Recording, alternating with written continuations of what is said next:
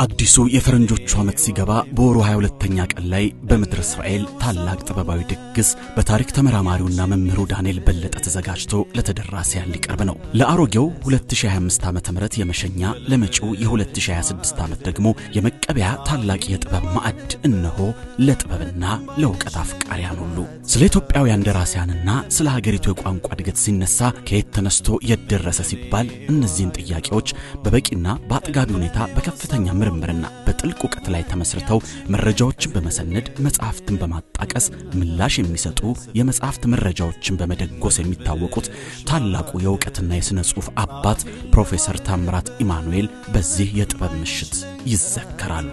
ሙሩ ፕሮፌሰር ታምራት ኢማኑኤል ከ1904 እስከ 1920 ባሉት ዓመታት በውጭው ዓለም ትምህርታቸውን ተከታትለው የዕውቀት ካባ ደርበዋል። ይህንን ዕውቀት ይዘው ወደ ሀገራቸው ተመልሰው በወቅቱ በራሳቸው በፕሮፌሰር ታምራት ኢማኑኤልና በዕውቁ ዶክተር ያዕቆብ ፋይትሎቪች በተቋቋመው አዳሪ ትምህርት ቤት ሥራ አስኪያጅ ሆነው አገልግለዋል። በሀገር ውስጥም ከሀገር ውጭም በመዘዋወር ለቤተ እስራኤሎች ታላላቅ ድጋፎችን በማድረግ የሀገር ባለውለታ ነበሩ። ለዚህም ዓለም አቀፍ ሚዲያዎች ሳይቀሩ ዕውቅና ሰጥተዋቸዋል። ታዲያ እኚህ ተነግሮ የማያልቅ የሀገር ውለታ የሰሩ ምሁር ማናቸው? ሕይወታቸውስ እንዴት ነው? የኖሩበት የሕይወት መስመርስ በምን አለፈ? ተቀድቶ ከማያልቀው የ500 ዓመታት የቤተሰባቸውና የራሳቸው የሕይወት ዘመን ታሪክ በመጨለፍ መምህር ዳንኤል በለጠ የኒህን አባት ሕያው የሆነ ታሪክ ገጽ ተመልክቶ አጥንቶና ፈትሾ እነሆ ደማቅ ታሪካቸውን በመጽሐፍ ጠርዞ ለተደራሲያን አንድም እንዲማሩበት ሌላም ደግሞ ለታሪክ የሚቀመጥ ዘንድ እነሆ ብሏል።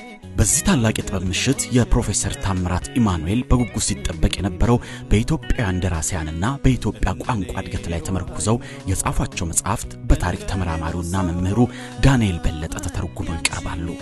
መች በዚህ በቅቶ የታዋቂውና የቤተ እስራኤሎች የዕውቀት ብርሃን ፈንጣቂ የሆኑት ዶክተር ፋይትሎቪች ባለፉት 2 ዓመታት በሂብሩ የተጻፉ አብሳሪ የተሰኙ ከተከፈቱ የማይከደኑ ከተነበቡ የማይጠገቡ ጦማሮች ለተደራሲያን በአማርኛ ተተርጉመው ይቀርባሉ።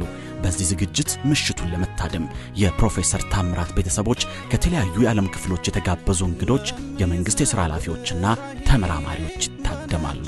በደማቁ የጥበብ ምሽት መድረክ ላይ በ10 ኢትዮጵያውያን ሰዓሊያን የተዘጋጁ የ2500 ዓመታትን የቤተ እስራኤላውያንን ታሪክ የሚዘክር ምናልባትም በአይነቱና በይዘቱ የተለየ በእስራኤል ምድር ለመጀመሪያ ጊዜ በዳንኤል በለጠ የተዘጋጀ ከ100 በላይ ስዕሎች ልዩ የስዕል አውደሪና ኤግዚቢሽን በድምቀት ይከፈታል። በተደራሲያንም ይጎበኛል። ይህንን ሁሉ የጥበብና የዕውቀት ድንቅ ምሽት በመምራት ደግሞ ወጣት ወንድና ሴቶችን በማህበራዊና ህዝባዊ ስፍራዎች የሚያስተዋውቅ የመሪዎች አንድ ላይ መድረክ ሊቀመንበር ወጣቱ አብይ ይስሐቅ እያዋዛ መድረኩን ያጋፍረዋል። የዚህ ምሽት አዘጋጅ ሲጋል በለጠ ቢረሳው ስትሆን በክብር እንግድነት ደግሞ ፕሮፌሰር አንበሳ ተፈራና ዶክተር ሮኔን ሱኒስ ይታደሙበታል።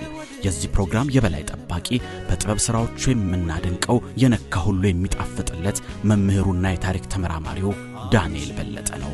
ጃንዋሪ 22 2026 ዓመት ከ17 እስከ 21 ሰዓት ድረስ ሃአባርባኔል 7 ረህቦት ከተማ በየመኖች ሙዚየም የማይቀር ቀጠሮ ተይዟል።